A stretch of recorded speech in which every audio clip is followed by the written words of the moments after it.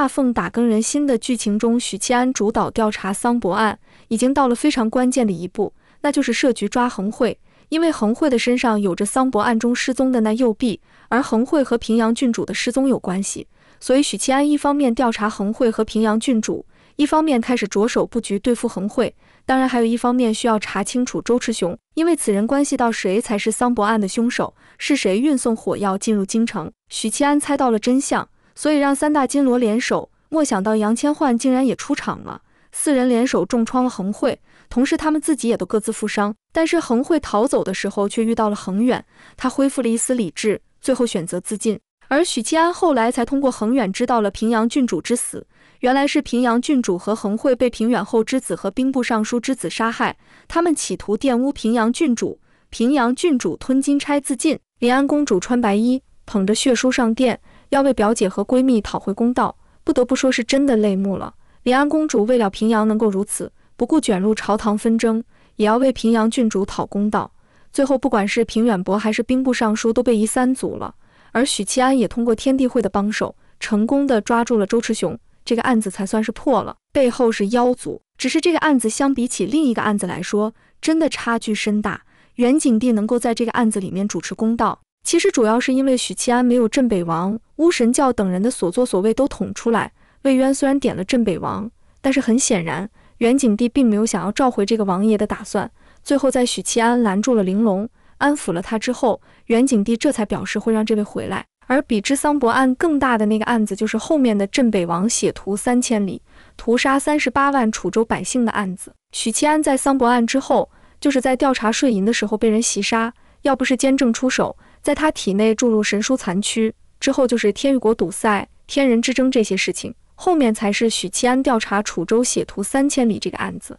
而袁景帝和镇北王最大的秘密才逐渐曝光。这位镇北王并不简单，15岁掌兵，20岁答辩京城无敌手，25岁坐镇北方，曾经跟随魏渊出征，担任副将，手持镇国剑斩杀南北蛮族高手无数，如今是楚州总兵，手握整个楚州的军事大权，常年镇守北方，震慑草原各部。而这位如今是3品武夫，更是被誉为大凤第一武夫。当然在魏渊还没有自废武功的时候，这位压根不配。而魏渊做梦都想不到的是，他这位帝国的冯补将提醒袁景帝小心他拥兵自重，但是袁景帝却并不在意。若不是后面玲珑失控，就连袁景帝都被掀飞。许七安用天地一刀斩把他打落，最后安抚了他，只怕这只玲珑就逃走了。而袁景帝却突然一反常态地表示会找机会把镇北王给召回。袁景帝之所以如此，其实是因为这位以为是自己身上的气运和龙脉之灵不足，所以才召回镇北王，因为他和镇北王本就是一体的，准确地说他们都是贞德的分身之一。没错，如今的袁景帝并非是真正的袁景帝，而是贞德帝。贞德帝早就在贞德26年，大概是41-2年前吧，被地宗道手污染，因为这位是皇帝，身上有大气运，所以走火入魔，堕入魔道。随后这位一气化三清，把自己的小儿子怀王，也就是如今的镇北王吞噬了，取而代之污染了袁景帝。后来袁景帝登基之后没多久，因为魏渊和皇后上官吸血的关系曝光，袁景帝心境失守，这位就取代袁景帝的身体，最后彻底取而代之。而贞德帝的第3个分身就是他自己，也就是假死隐藏在幕后的凶手。其实袁景帝和镇北王就是一个人，准确地说他们都是贞德帝的分身。贞德曾经被地宗道手污染之后，由于自身气运的原因，因此入魔了，所以这位一气化三清，污染了自己的儿子袁景帝，吞噬了怀王，也就是后来的镇北王。镇北王一直都是袁景帝，而袁景帝则一开始只是被污染，后来因为魏渊和皇后的事情保管，他才逐渐被贞德帝同化，在贞德16年之前被彻底取代。如今的袁景帝就是贞德帝。而镇北王为了能够突破进入2品武夫，竟然不惜使用秘法，血屠3000里，残杀了38万百姓，炼就血丹，帮自己突破2品甚至是1品。而后来众高手出现争夺血丹，比如说九尾天狐、巫神教高手等，镇北王竟然使用了镇国神剑对敌。很显然袁景帝或者说贞德帝也和这件事有关系。当然剧版改动不小，此战没有了大妖煮酒，没有黑莲，没有巫神教的小角色游，改为镇北王和与不当人字许屏风合作，镇北王正面硬刚吉利之鼓，许屏风当施法阵法。后来许七安查清楚了案子的真相，和镇北王争夺镇国神剑，并且利用神书附体大战三品武夫镇北王，把他给击杀了。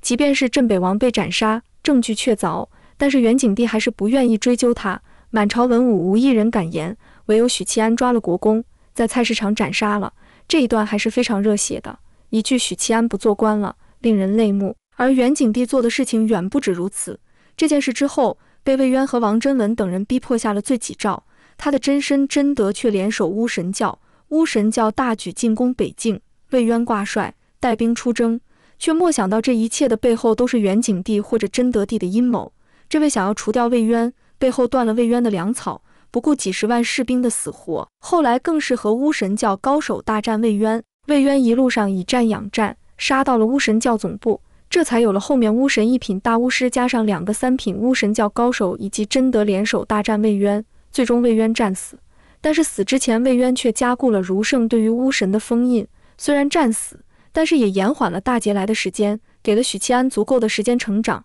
这才是许七安后面能成为武神的关键。但是问题来了，即便是真德帝取代了元景帝和镇北王，魏石魔这位要让镇北王血屠3000里，魏石魔要利用元景帝杀害魏渊呢？要知道魏渊可不是普通人，算是帝国的缝补匠，除了战力强大之外，治国的能力更是十分强大。魏石魔真德帝要害死魏渊，血屠38万百姓呢？其实真正的目的就是为了散尽大奉国运，将大奉拱手让人。至于他魏石魔这魔作，得从很多年前开始说起。在1200年前，世界进入了秩序时代，出现了修炼潮流，而道尊则修炼踏入超品。他一气化三清，其中人族分身尝试新的修炼方式，夺取了皇位，甚至还承受了道尊弑帝大劫。最后他发现这个方法无法长生，所以才化为了佛陀。而真德帝一心求的就是长生，所以才在山河庙对自己的先祖大奉的开国高祖说，他虽然是一品强者，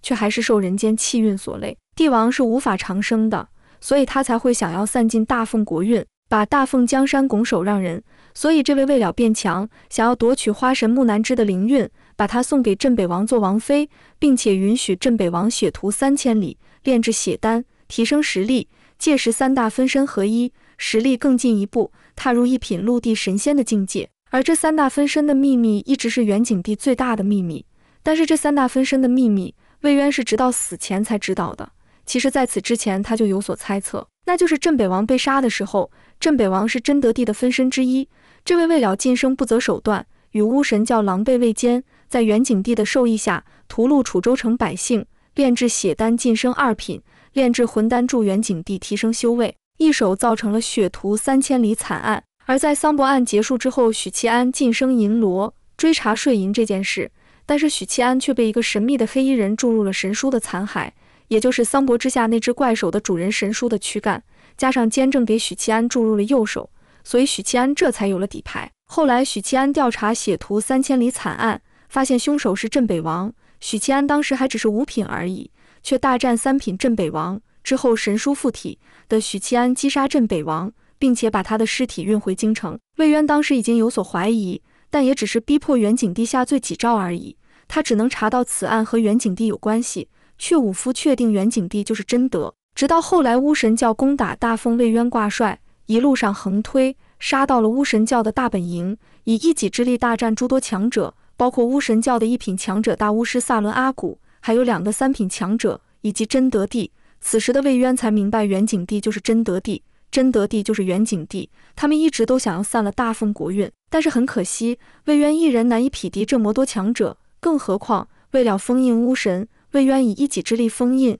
又同时大战这么多强者，最后陨落了。而魏渊到死前才明白，自己所爱的皇后竟被他的公公给玷污了，但是很可惜，他已经无法改变这一切了。上官希雪当时也不知道，自己的丈夫竟然是自己的公公。好在后来许七安利用神书斩杀了镇北王之后，在魏渊死后查清了真相，然后发动了弑君之战。此战中，许七安和真德的3大分身大战，镇北王甚至复活，与天地会众人激战，被楚元稹拔剑斩伤，最终再次亡于许七安之手，彻底灰飞烟灭。而元景帝和真德也被斩杀。这位为了长生，无所不用其极，想要散掉大奉国运，好在被许七安阻止，彻底陨灭了。许七安弑君也算是为民除害，否则还不知道有多少个镇北王出来，又多少个楚州百姓惨死。至于魏渊，最后死而复活，和皇后上官溪雪得以归隐，结局算得上圆满。